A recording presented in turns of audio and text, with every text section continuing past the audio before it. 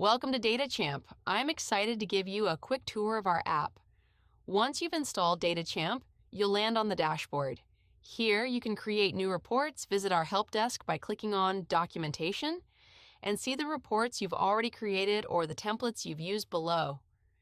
To run a report, simply click the Run Now button. Ready to create a new report?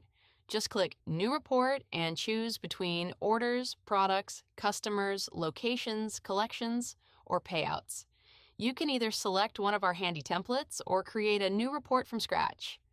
At the top of the screen, you can customize your report, give it a name, choose where to store it, such as Dropbox, Google Drive, or FTP.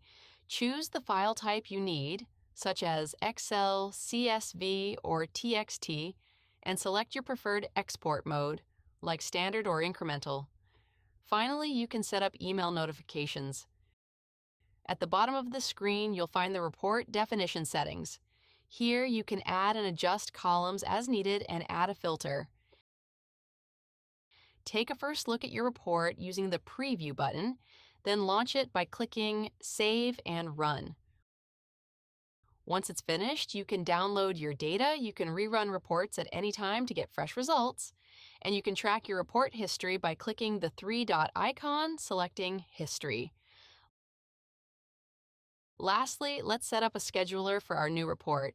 I'm choosing daily at 9 a.m.